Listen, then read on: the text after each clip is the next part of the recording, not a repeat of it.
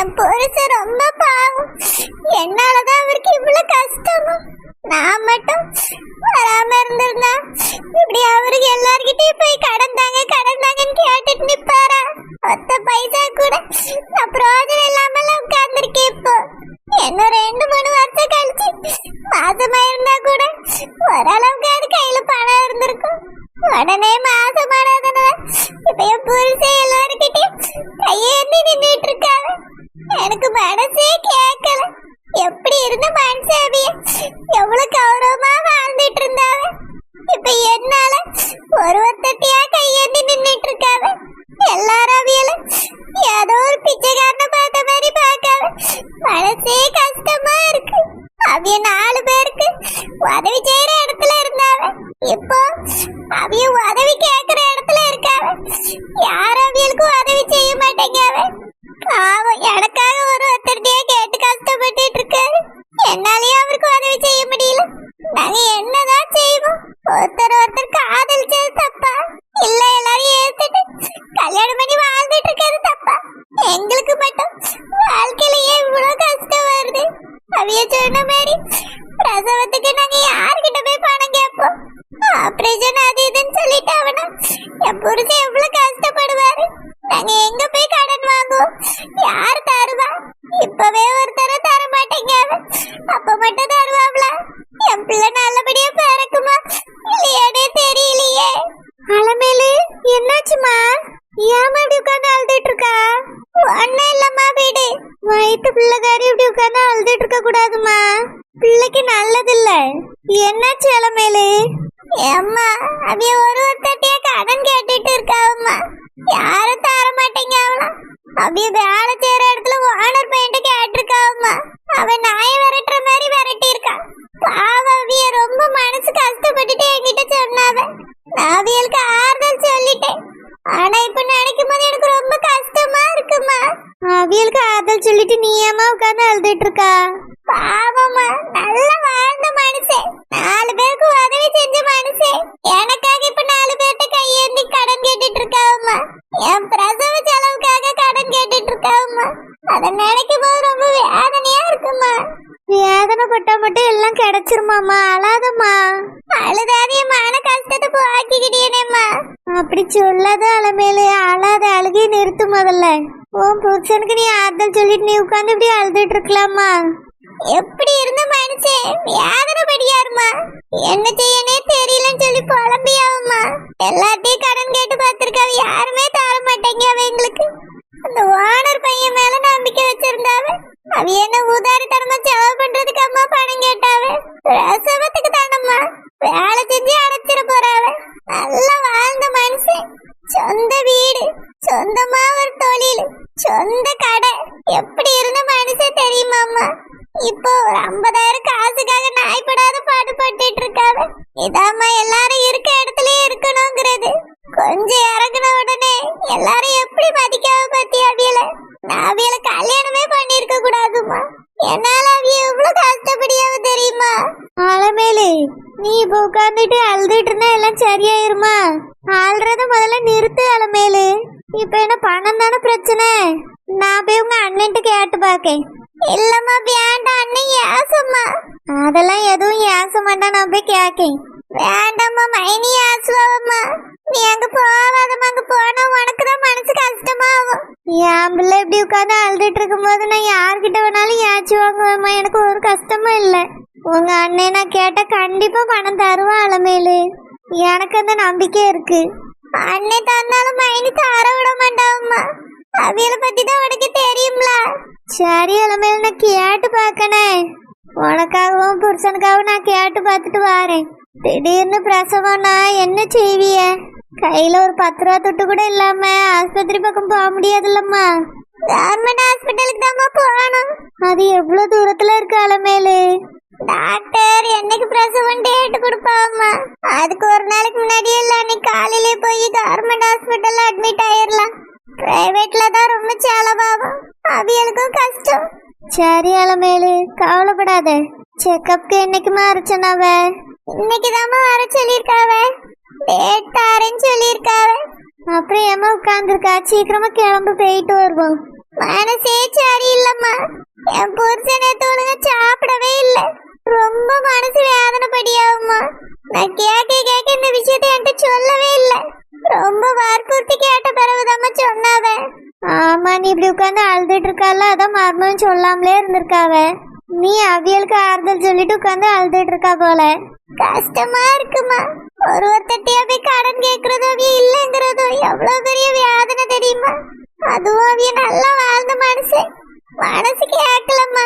சரி, இளமையில எழுந்துரு, போய் செக்அப் பண்ணிட்டு ஸ்கேன் பண்ணிட்டு வருவோம்.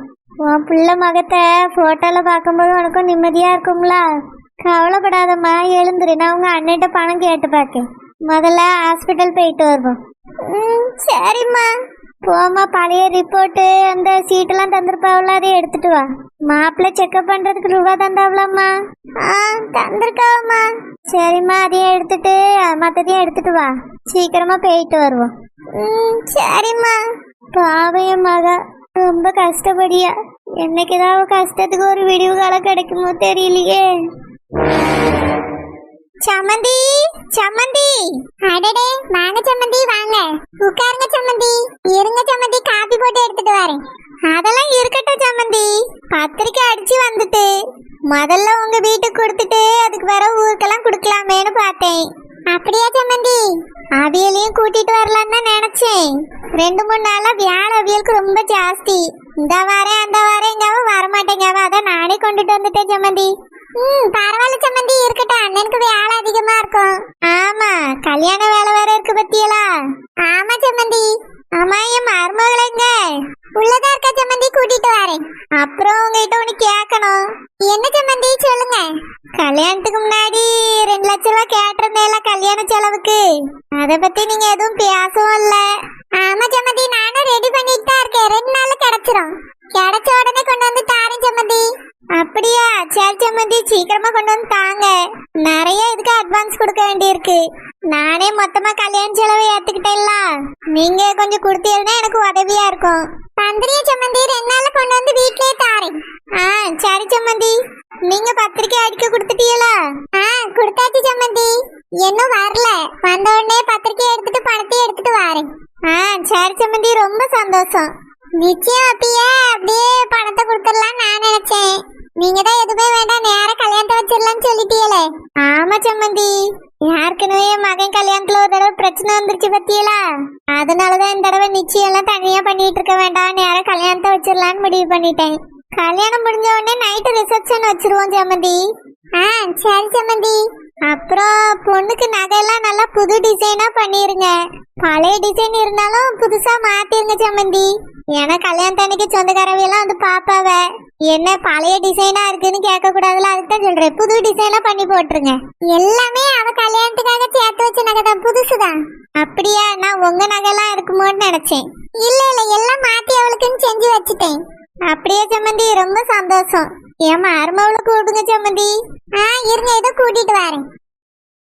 பரவாயில்லையே, எல்லாத்தையும் புது டிசைனா பண்ணி வச்சிருக்கேன்னு சொல்லியாவல. அப்போ நிறைய நகை தான் பண்ணிருப்பாவளா இருக்கும். எத்தனை பவுனுன்னு கேட்க முடியலையே. எப்படியும் ஒரு 15-20 பவுன் போடுவாவன்னு நினைக்கேன். சரி, போடுற வரையும் போடட்டும். இந்த வீடு இவியலுக்கு பிறகு அவளுக்கு தானே, அதுக்கு பிறகு இந்த வீட்டை தனியா வாடகைக்கு விட்டுறலாம். இவியலுக்கு பிறகு எதுக்கு அவ பேருக்கு எழுதி வாங்கணும்?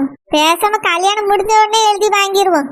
இவியலை வெளியே துரத்திட்டு இந்த வீட்டை வாடகைக்கு விட்டுற வேண்டியதான்.